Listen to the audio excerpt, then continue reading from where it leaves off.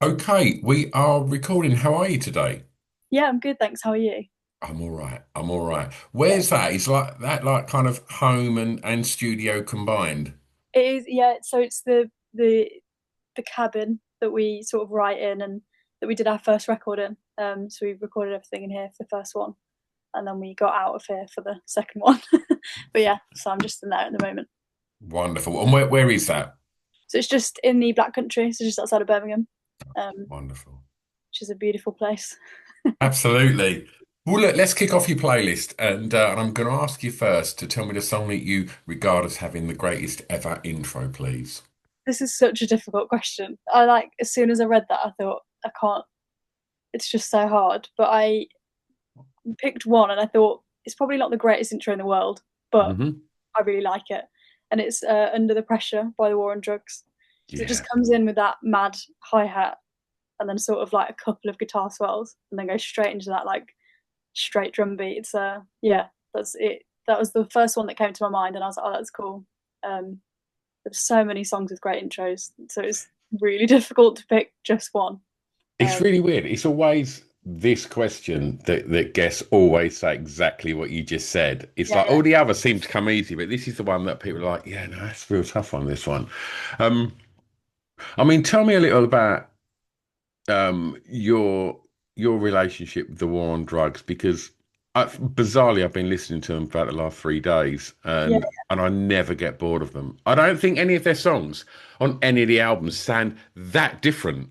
yeah, There's yeah. not huge progression, but it just hits a level that is so beautiful and just resonates. And I don't know, tell me what your relationship is with them. I think like I didn't used to listen to them that much, and then Rory, who's in the band and is my partner, he's obsessed with them, and he would play them in the car all the time, and like does still play them loads, and we've been to see them, um, and I just think there's just something about them that is so, and I mean this in the greatest way. Their songwriting and the way that their songs are formed are quite simple, and I Hmm. think it's the sonics that they use and the instruments and sounds that they use that make it interesting. And his voice is wicked, and Yeah. I just think, yeah, they've just got something. I don't know what it is about them that is so like comforting, but you put their music on and you instantly are just in a better mood. I think Yeah. even like the sadder ones, I Yeah. still find myself like thinking about other things in a cool way, like daydreaming with the music, which I really like. But yeah, that song in particular is just it's just such a fun one. Like you hear that at the start, and then you get thrust into the straight drum beat, and it's just wicked. Love it. Daydream is a really good word. Like war on drugs are like when I go walking, that's Yeah, like my walking music. And like I mean I'm an old man, but it's like it's nice and it's very wistful and it's easy to daydream to that. It soundtracks it beautifully. 100%. It's really good to drive to as well. Like if you're on a Mm. long journey, just listening to any of the War on Drugs albums, you're instantly just like you feel like you're in a driving mode. Yeah. It's cool. Tell me a little bit about how you approach songwriting and essentially intros. Think like don't particularly think about intros that much. I think when we're all writing, like a lot of the time we'll write together in like this room. So we'll bring in ideas and we'll just work on them together. And like we've had a few conversations where we've been like, how do we start this? Like, how does it begin? Because we've made the song, but the actual start of it is more difficult to refine. And because it is that, as soon as people put your music on and start listening to a song, now they have to be captured within, you know, Mm. 10 seconds or whatever, which does come into your mind sometimes. And which is a shame because it's, if if we all had better attention spans, it would be it would be more freeing. But yeah, Is it's it not a consideration though? not Like particularly. that? Nah, like I think we just make music and then it all of that sort of stuff comes after, doesn't it? But I think yeah, we definitely like consider how to start a song, but it's not really like the make or break of it doesn't like push us further away from getting the song finished is what I Yeah. mean. Yeah. But yeah, it's a hard thing to crack, I think. And are you precious about it in like as you said, like some of that stuff can come afterwards. By that, are you meaning like edits and stuff that are going to make it more sort of tailor-made for radio and things like that. Uh, Are you comfortable with that, or do you feel that that's someone like sort of fucking with your art? I think like it's just part. It's a little bit of a part of it, isn't it? But I don't think we don't think about that too much, to be honest. We're not like necessarily a I don't know, like a radio band. I think we just make music, and if things go on radio, then great. If they don't, then so be it. That's fine too. Yeah, But yeah, I think like keeping integrity. Obviously, you want people to enjoy it and connect with your music. That's the main goal, isn't it? That you put something out that people are um, instantly connect to. Uh, but yeah, no, I don't think we don't particularly think about it that much. okay. I'm going to ask you for your next track to tell me the first song you remember hearing that had an emotional impact on you, please. Yeah, I'm sure there were earlier ones, but this one was my like instant thought, and it's "Undo" by Bjork. Yeah. Because I just think that is probably the saddest song I've ever heard in my life. Like the ending, especially every time I hear it, it there's something about it that completely like it doesn't make me cry or anything, but it always makes me feel something. Um, but yeah, that song just I remember hearing it and just all of it, like the string arrangements and stuff at the end, and then I don't know what instrument it is, but right at the end, it kind of sounds like a Rhodes ish, but the ending just I think it's like probably 20 seconds at the end, and there's no lyrics. It's literally just the instruments, and it is incredible. I get to the end of that, and I'm like, oh, it's giving me something. It's great. What if you had to pinpoint the emotion? What is the emotion? I don't know. It is like pure sadness, but without wanting to cry. So it's not emotion. It's like um, Melancholy.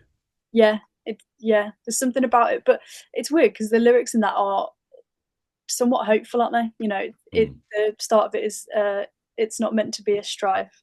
It's not meant to be a struggle, and I think like that. Yeah, for some reason, I don't know why it's sad because that actually shouldn't be. That's quite a hopeful, Yeah. you know, tone And really. and so, earliest kind of memories of things like that. Like, tell me a little bit about where you grew up and home, and was home a musical place? Was a little bit, yeah. My sister's always been in bands, and she was like when she was younger, and I think that's kind of the only reason I started singing. Um, is because she did it, and she was she's my older sister, so she did it. So I was like, oh, cool, I'll just do that as well. Because you have no original thought when you have a sibling, I think. Yeah. um, yeah, so I sort of just started singing, and she would show me a lot of music, which was really cool. My nan was also like really into music and had a few friends that were in the industry, which was cool. So sort of got shown a lot of that, and she talked about that a lot, which was really nice. Um, and then my parents played quite a lot of music. Like my mom was really into Northern Soul. And that's all she would listen to when she was younger. And then my dad's into I don't know what genre is like David Gray. I don't know what genre that is, but he It's was kind of a bit middle of the road, sort of yeah. folky. Yeah. So he loved David Gray. So he used to play him in the car all the time. So that was like a lot of what we listened to. Um, which I didn't mind at the time. I still listen to his first album and think it's very nostalgic for me. Yeah. But yeah, so I guess there was quite a lot of music. But I think like as I sort of got into teenage years, my sister would play a lot of music for me, and yeah, just show me what was available at the time. It was a lot of indie music back then, so it was a lot of the Maccabees and Buy My Bicycle Club and Yeah. early Foals. So Yeah. yeah, that was fun to get into. Absolutely. And it's so weird how it's gone kind of full circle with like seeing Maccabees back and sounding better than ever. And it's Exactly. like, what a They're a special band. Oh, so good. And the nicest people you'll ever meet. They're band. all just absolute delights. Um, okay, well look, let's stay in the formative years for the next track. And I'm going to ask you to tell me the song that reminds you of your time at school, please. Yeah. So I chose Undertow by Warpaint because I guess it wasn't quite, I think it was actually the summer holidays as I was leaving school, but it really reminds me of that period of time and that those like 6 weeks off before going to college um, and, the nerves that you have when you go off and do stuff like that.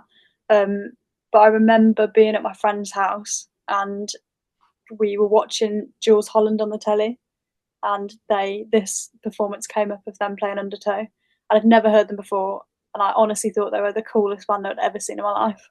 I was just like, this is wicked to me. Like they're just, I find their like harmonies and stuff so odd in a way, and they're never quite what you think they're going to be. And they're sometimes like slightly, I don't know. I'm like, are they in? Are they slightly Yeah, out? I can't quite tell, but it's still. I listen to it and I just think it's wicked.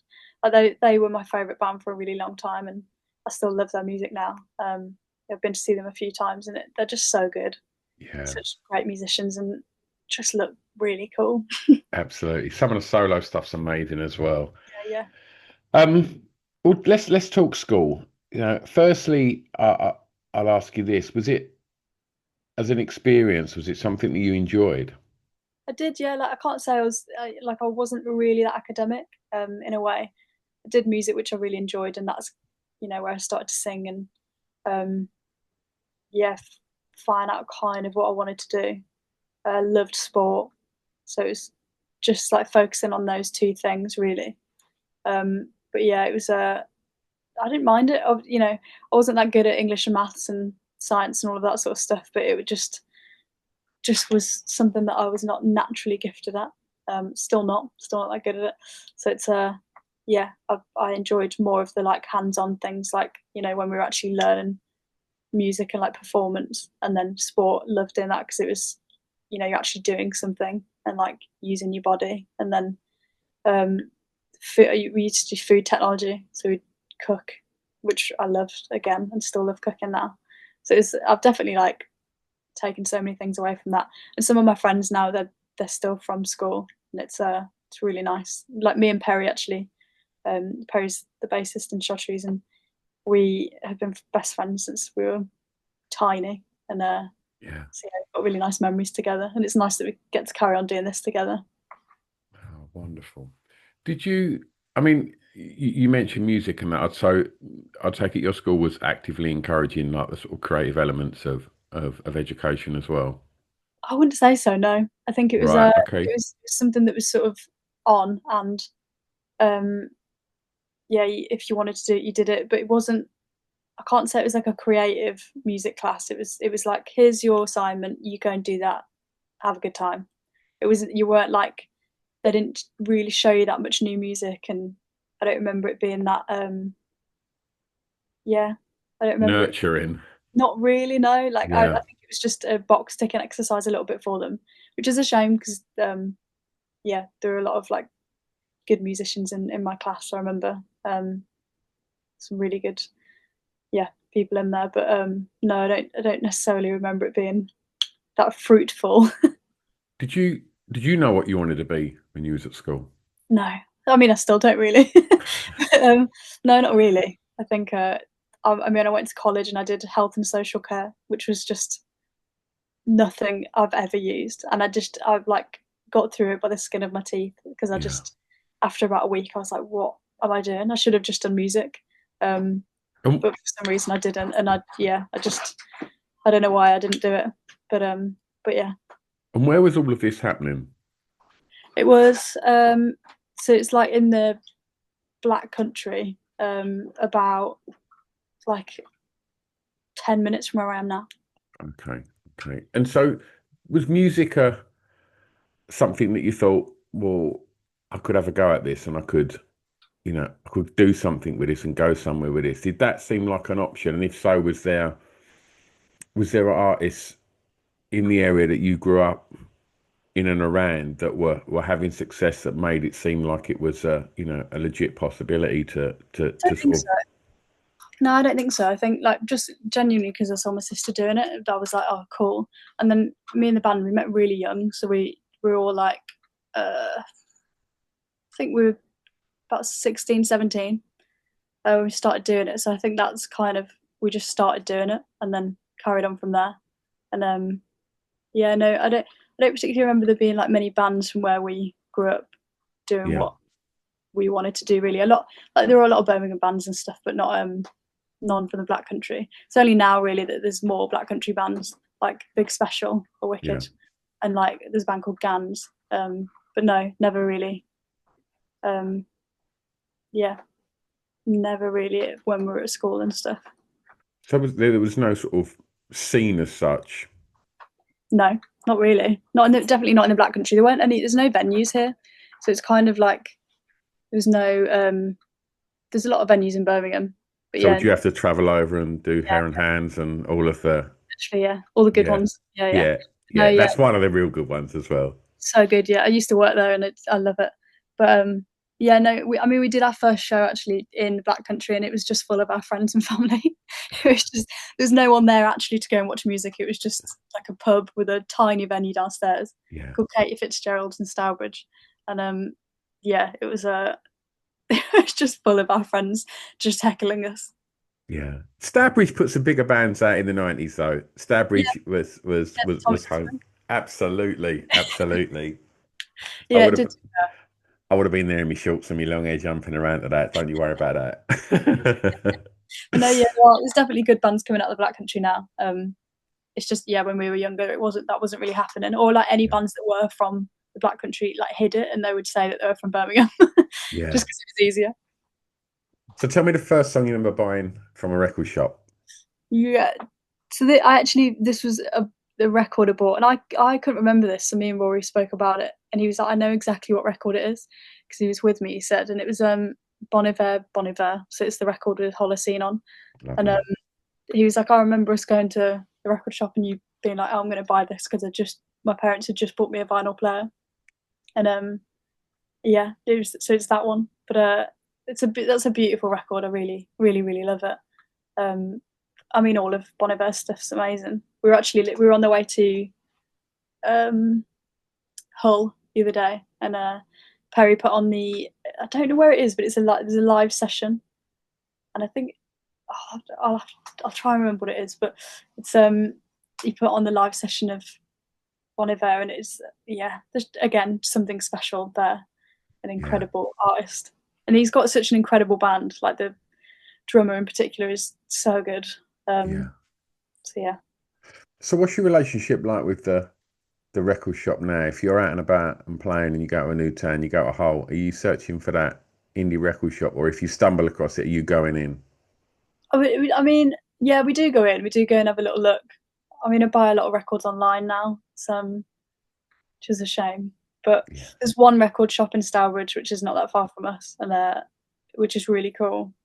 It's called Record Culture, and they always stock like new small independent bands, and that's really exciting. And there's actually a great one in Kings Heath as well, down the road from um, the Hare and Hounds. Yeah. And anytime you go in there, the guy you can like ask for one thing, and he's the most knowledgeable man.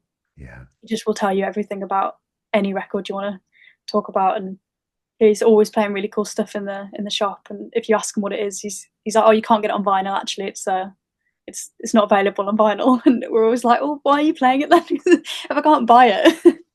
This But is yeah, just what people in record shops do. That's their yeah, elitism. That's what they love doing. Having that kind of all-seeing eye that's got the knowledge and has got everything, but you're not allowed to have it. yeah, Like yeah, it's too cool and too rare. Like I'm just playing it, but you're not allowed it. Like yeah.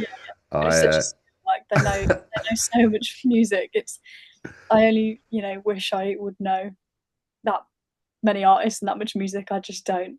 I feel like my brain wouldn't hold it in there. yeah, But yeah, they just him especially just like lives and breathes that shop, and it's really cool.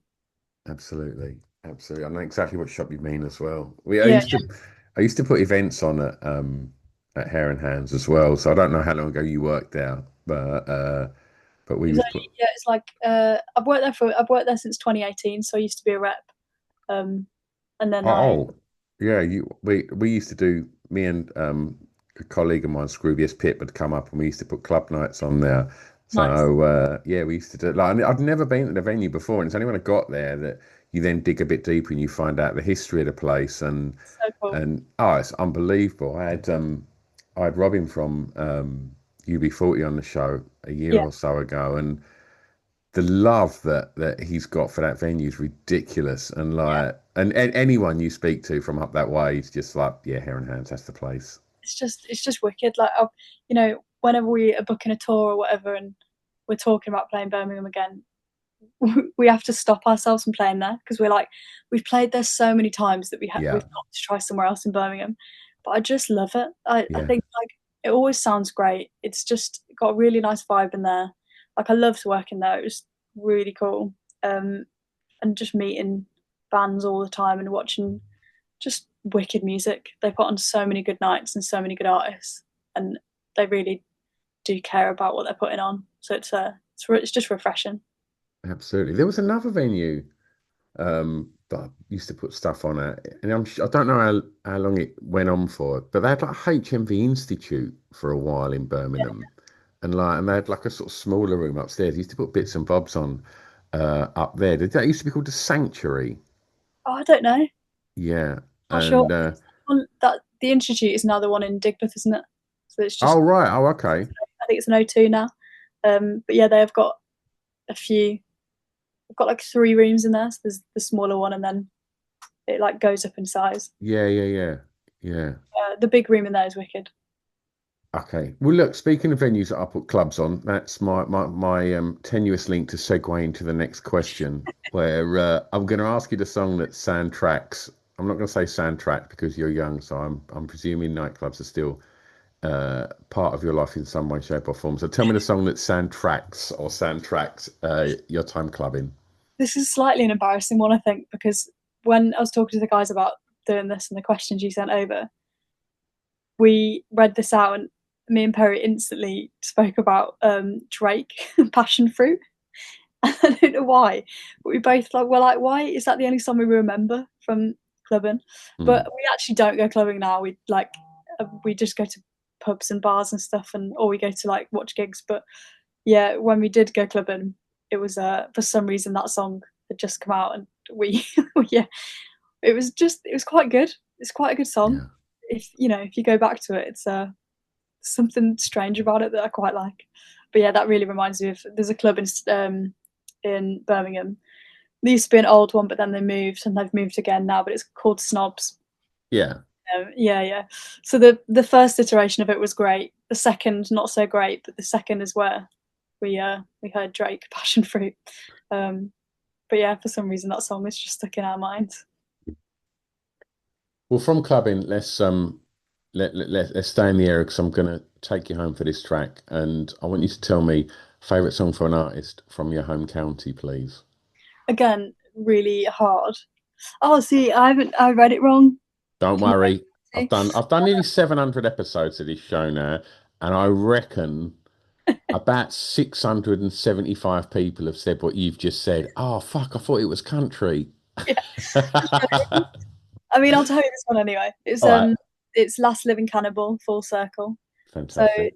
he's a guy that lives in Brighton, and I'm just a massive fan. I remember hearing this was actually my like most listened to song last year, and um, I just there's something in this song that every time I listen to it, I like discover something new, or it evokes like a new feeling. But I just think it's a really special song.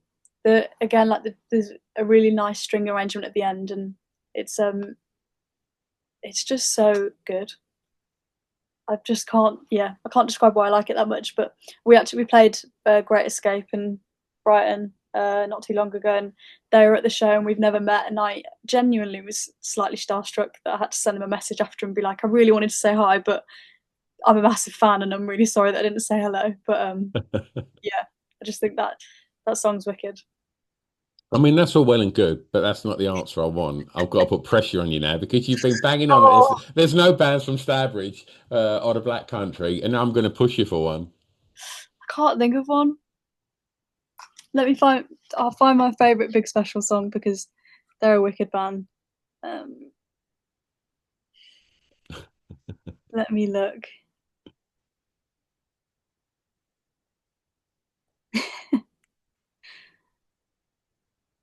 When you sent that over and I saw that the song picks, I thought, "Do you know what? I don't think they're from like up that way. I'm sure they're Brighton, but there you go. So I'm going to say Black Dog White Horse by Big Special.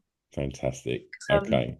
I actually saw them so I repped a show that they were playing like years ago at the Hare and Hounds, and I remember seeing them then, just being like, it's just these two guys on stage making so much noise, and I just thought it was wicked. So I'm going to say that one.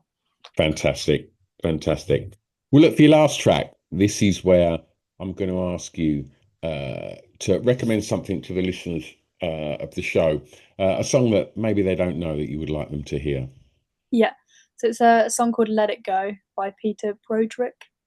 Um, and this it went slightly viral, but in a different sort of way. I don't know how to describe it, but online it is loads of different sort of like hyphens in the name. So it doesn't. I don't know how it works, but that was how I found it, and I was like, I don't understand what this is called, and I could never find it again. So I googled it, and then I actually found out that it was called "Let It Go" by Peter Broderick, and it's a really beautiful song. It's quite long, I think, but it gives me Fleet Foxes vibes in a really cool way. But yeah, it has like the perfect amount of dips and dives in it, and yeah, like the feeling um, that it gives you is just really interesting. It's a really great song.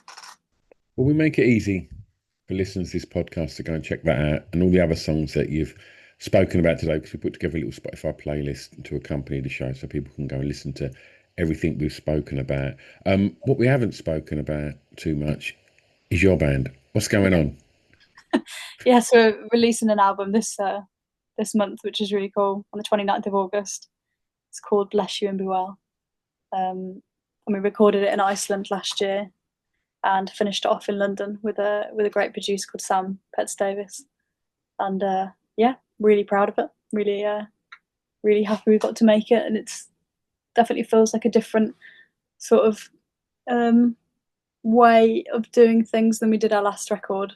So as I said at the start, How do you mean?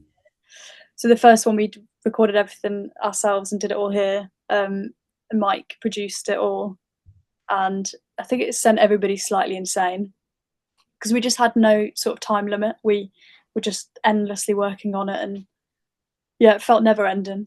So doing this one, we knew we didn't want to do that again, and started writing it in January of last year, and then July we went to Iceland with Sam and yeah, recorded it all and finished it off in London. And yeah, it's just really exciting. I'm really excited to get it out and for people to hear the whole thing. And when it's at shows, So again, and when the album's out, is there going to be shows to support the yeah, release? yeah. So we're doing some shows in November. So we're starting off in Brighton, and then doing like Birmingham, Glasgow. We're doing a Leeds show, London. But yeah, we've got quite a few shows in November, which would be nice to get to play the album. Um, but yeah, we did a show in London in May, and it was our first show back for 7 months because we had to have some time off because I had to have an operation, which is what one of the songs is about on the record. But yeah, so we had a bit of time off and then went back to play that show, and we played the album in full, and obviously nobody had heard it, and it was just so fun to be able to play the whole record to people and yeah, go back in that way. It was really cool. And if people want to find out more about release dates, tour dates, where's the best place to keep up the speed? So they can go on our website or follow us on Instagram or whatever. It's the website is just chartreuseband.com, and the Instagram is just at chartreuse. Okay. Well, if it's cool with you when we release this episode, we'll tag you in it on the socials. So if people aren't following you already, we'll make it nice and easy for them to do that. It's Sounds been an good. absolute delight chatting records with you today. Thank you so much for sharing your tunes and your story. It's been an absolute delight. Thank you. Thank you for having me. So it's been great to chat to you. Absolute pleasure. I'm going to press stop, but don't go anywhere.